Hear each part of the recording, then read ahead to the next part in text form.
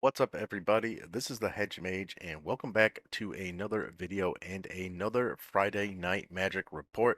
So this week at Friday Night Magic, I played it was a new deck to me, but also a very, I guess, tried and true archetype within the Pauper metagame. I played Orzhov Pestilence. Now this is a mid-range control deck in black and white. Also using one of our favorite cards on the channel, Tithing Blade, so was really excited to try that out in the deck. Ultimately, we went 2-1 with the deck, so the deck did perform considerably well. So was very excited to see that. So we're gonna get into exactly what I brought in both the main board and the sideboard, and giving a brief breakdown of how each matchup went. But before we get into that, if you would like to support the channel, if you could leave a like on this video and subscribe, I would greatly appreciate that. And with that said, let's get into it. So in the main deck, I brought 8 inspectors. So for Thraben Inspector, card we've definitely looked at before. And for Novice Inspector, so this card just came out in Murders at Karlov Manor, and this I think is a great deck to want to run 8 inspectors in. Also, I've been seeing 8 inspectors pop up in other lists, some more aggressive Boros lists, as well as just all the glitters. I think Azorius Glitters is running 8 inspectors, and definitely seems like some very good cards for the deck. So yeah, Novice Inspector is definitely bringing a lot to the format right now. We're also running 3 copies of Guardian of the Guild Pack. Now this is a pretty key card in this deck, as once you get Guardian of the Guild Pack out, and you also have a Pestilence on the battlefield, you can essentially do near infinite board wipes, or at least a repeatable board wipe every single turn, and never uh and you never will end up having to sacrifice Pestilence, unless, of course, your opponent has enchantment removal, but with Guardian of the Guild pack out, you will never be short a creature, so there'll always be a creature on the battlefield, so Pestilence can stick around. So that is a pretty key part of the deck. We also are running 3 copies of Thorn of the Black Rose, as just drawing an extra card each turn when you are a grindy control deck is very, very important, and can really just help you kind of stabilize when you are in a kind of sticky situation. Thorn of the Black Rose is really good. Also, just a really good blocker against a lot of big threats out there, since it does have Death Touch. All right, and then in our instance, I got 4 copies of Cast Down, just a solid removal spell, and also 4 copies of Deadly Dispute, as we do have a lot of artifacts in the deck, and sometimes you just want to do a little combat trick with your Thraben Inspectors or your Novice Inspectors, and you assign them as a blocker and then sacrifice them to Deadly Dispute to draw a couple cards. Alright, then we have a bunch of artifacts. I am running 1 Nihil Spellbomb in the deck. It's a lot of the decks that play out of the graveyard, specifically combo decks, can really catch us with our pants down a little bit. Also, terror decks are out there. They can be kind of tough to deal with, since they can sometimes drop them out pretty early, especially if they're going more of the turbo route, like some Demir lists have been. I think some have been pivoting to more of a grindy game plan, but then there's also, you got to think about Dredge as well. That deck can get really out of hand really quickly. So just one main board spell bomb is a little nice insurance against those decks, as this deck, Pestilence as a whole, can be a pretty slow deck to start, but has a lot of big payoffs in the mid to late game. All right, and then we also got 1 copy of Magnifying Glass. Now this is great since it lets you investigate, and we do have tons of mana in the deck. Yeah, just getting it some extra clue tokens. These clue tokens can be fodders for Deadly Dispute, or just help you draw more cards, and just maintaining a card advantage throughout the game is very important. So I'm just running 1 Magnifying Glass. We're also running 4 copies of Lembus. This is just a amazing card for the deck, as it helps you draw cards. It can be fodder for a Deadly Dispute. It can also let you gain some extra life, and there's been plenty of games where getting that extra three life has really made it so that I was able to win that game. Just getting any incremental life gain you can, especially with Pestilence, as Pestilence does damage to the world, it is very, very important. And we're also running 4 copies of Tithing Blade. Definitely one of my favorite new cards that have that has entered the format. And this card honestly adds a lot to the deck. It is removal, though you are giving your opponent a choice on what they want to remove. But the craft side of this, I think, is what really brings a lot of value to the deck, is just being able to get some more incremental life gain from that while also killing your opponent with it is is a very helpful, because we can drain them for a few turns, gain some life, deal damage to the world with pestilence, and we can just win the game that way too. I have won plenty of games just because of a couple crafted tithing blades.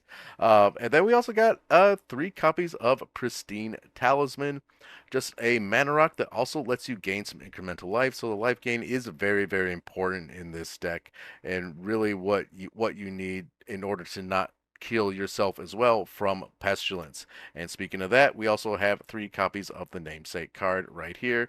This, like I said, it can help us just have consistent board wipes throughout the game. Pestilence is not the only board wipe in the deck. We're also running 2 copies of Suffocating Spumes, which is very good against the Swarmy decks, is pretty decent against Koldatha, though now they're beginning a lot more 2 toughness creatures. So but it can really just help get rid of all those goblin tokens and the bushwhackers, so that is pretty good. But there are a lot of 2 toughness and 3 toughness creatures coming out in the format right now, and so Suffocating Fumes is starting to feel less good. I think we really need a instant speed board wipe that does things at toughness 2 or even toughness 3 that we can have access to in either black or white. Obviously, we do have Pestilence, which, we can, as long as we have enough black mana, we can, do a board wipe from just about any toughness. So that is pretty good as well. There's also Crypt Rats in the format too. But anyhow, let's get into the mana base, and we have 4 copies of Scoured Baron. So this is a gain land. It's also a do land, so it helps fix our mana. Also gets us a little life. Very good for us.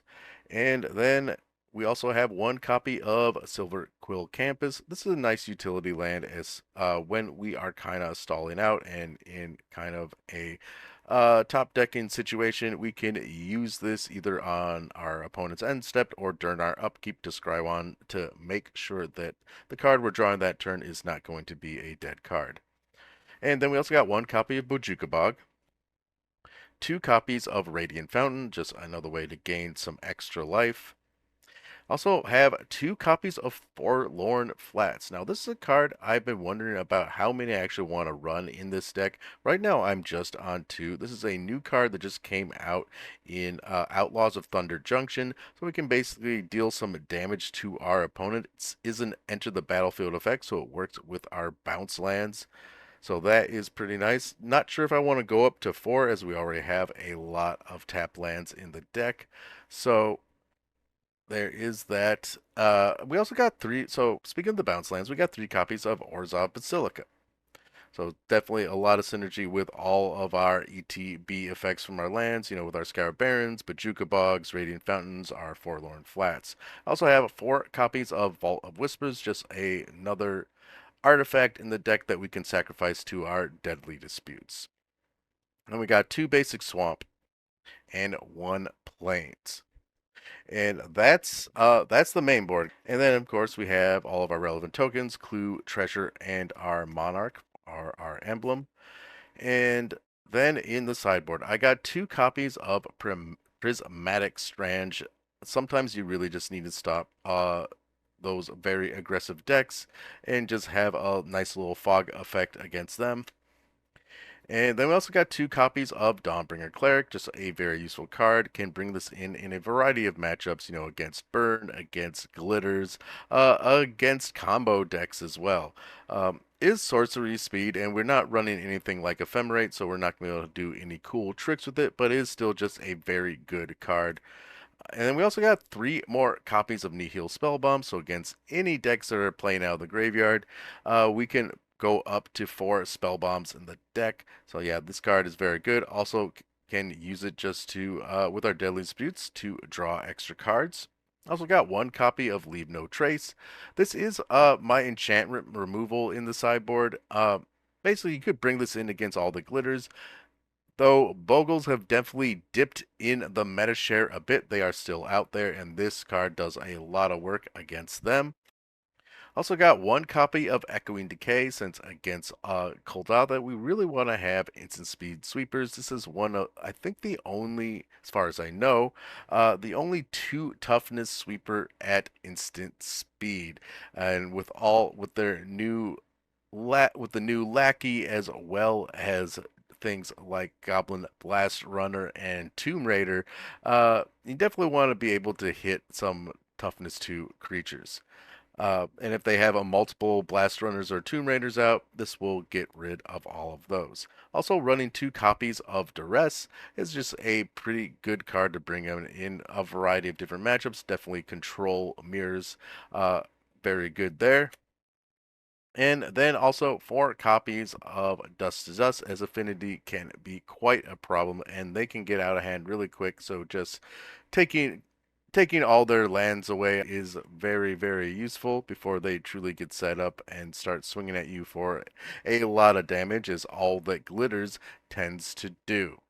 All right, so that is what we got in the deck, my friends. Now let's talk about the matchups. Now we did go 2-1, so the deck did do very well. The one thing I would say is that this deck takes a long time to win. And that is not an exaggeration at all. It's not because of slow pain by myself. It's just that that is really how long the deck takes to win. It takes a long time. So we have, I think, about 50 or so minutes to play a best of 3 game at these events.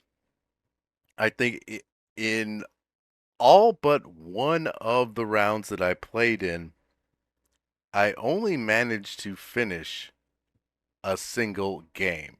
And I won by winning game 1 and then drawing on game 2 because we were never able to finish it. Only in the final round were we actually able to go to 3, and we did actually play all 3 games.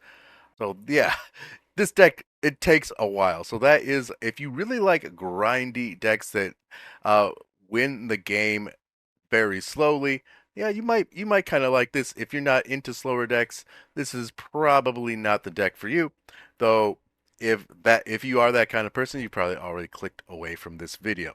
Anyhow, let's get into match number 1. Match number 1 was against Mono Black Devotion. That first game, I think we played close to 50 minutes. It was incredibly grindy. We were basically answering each other's cards with, removal. Eventually, I was able to get out a Guardian of the Guild pack and a Pestilence, and the game was just pretty much over from there. As I was able to I had a couple talismans out, and I was able to gain lots of incremental life. Also had some transformed tithing blades. So it was took a long way to get there, as the game was very grindy. We're both, drawing cards, answering, creatures on the board, and I did get hit with Gary for, I think, 7 or 8 devotion at one point, and that did sting a bit. But after getting rid of Gary, we were able to kind of stabilize and just drop a Guardian of the Guild pack and the Pestilence, and the game was pretty much over from there. But still was a very fun match. I won game 1, and then we went to time on game 2 because we had about 7 minutes to play game 2, and that is just not enough time really for either of our decks to win. Possibly against a different deck, I think Mono Black Devotion could have won in about 7 or 10 minutes, but for this deck, I think we're gonna need at least 20 in order to finally start going off, unless our opponent just decides to scoop after we've killed all their creatures. Anyhow, on to match 2. I played against Walls Combo. Now, I was going into this match thinking it was gonna be pretty tough, as I do kind of consider combo decks to not be a super favorable matchup for this type of deck, but we actually did pretty well. I have played against walls a few times now, and I'm kind of getting used to knowing what I need to answer and at what times I need to answer it. Basically, we had the first game, we got all the removal we need. I think I saw three cast downs, as well as a couple tithing blades, and then we were able to get pestilence out and just kind of sweep their board multiple times, and so they had a really tough time kind of stabilizing from that. And they do have a lot of ways to fill up their hand with more creatures as well as ways to tutor things, but it just wasn't enough. After a while, I got in a position that they could not really answer, as they don't really run any type of interaction, at least for game one. So after we kind of took control of that game, it was basically over, but it did take me a long time to get up to a place where I could win. So on game two, so we did go to time on the second game. I think they cited out some of their stuff, and I think brought in more initiative. I think the plan was to kind of steamroll me with things like Avenging Hunter. However, they really weren't able to close out the game, as once I had out some Thorns of the Black Rose, I just had really good blockers, as well as I had some Guardians of the Guild pack out and Pestilence, so I was able to kind of do the same thing that we were doing in the previous game, and they just weren't able to get going hard enough in order to win. So the best thing they could have done at that point was try and draw with us, but we were never able to finish game two, so I did win that second round as well. In the third and final round, that we played against Grixis Affinity. Now this is a deck I haven't played against a, in a long time. It's probably ever since all the glitters came out, because I think Affinity has really gone the all the glitters route now. And though this deck has kind of fallen off in the meta, Grixis Affinity, that is, it's still a really strong deck, and it was a very, very tough match for us. I mean, game one was very one-sided in favor of Grixis, as there's just too many threats that needed to be answered, and we just could not keep up, especially as a slower deck.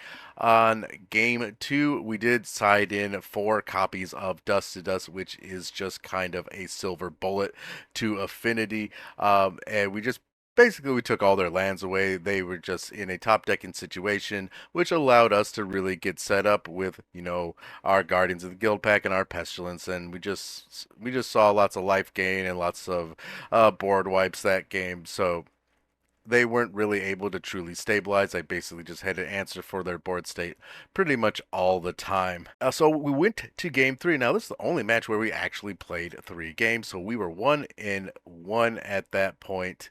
And I think at that point, we only had, I think, less than 10 minutes to finish that final game. So my best bet at that point was to try and get a draw. The deck is so slow that unless they just scoop out of frustration or just seeing that they have no possible way to win, I'm probably not going to finish the game in under 10 minutes. It's just not going to happen, not with this deck, because the deck is just so incredibly slow. But it is also a lot of fun. So my opening hand in that game, we had our Dust to Dust. What we did not have was enough lands, so I had to pitch that. So we ended up taking some subpar hands. I was feeling really bad at throwing that Dust to Dust away, as that, like I said, is the silver bullet against Affinity. So we did end up losing that game, as they just had a much better hand than we did. I think they kept their 7 that game. I was very sad not to keep mine, as just seeing that Dust to Dust go away did sting quite a bit, and I was not able to draw into one in time. I think the final card that I drew off of a Monarch trigger that game right before I died to a Galvanic Blast was a Dust to Dust, so we just could not find it in time.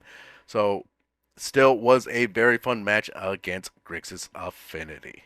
And that's going to do it for today's video. We'll have a link to the deck list down in the description below, so feel free to check that out in your own time. Also, we'd love to know what you guys think about Orzhov Pestilence. So definitely let me know down in the comment section.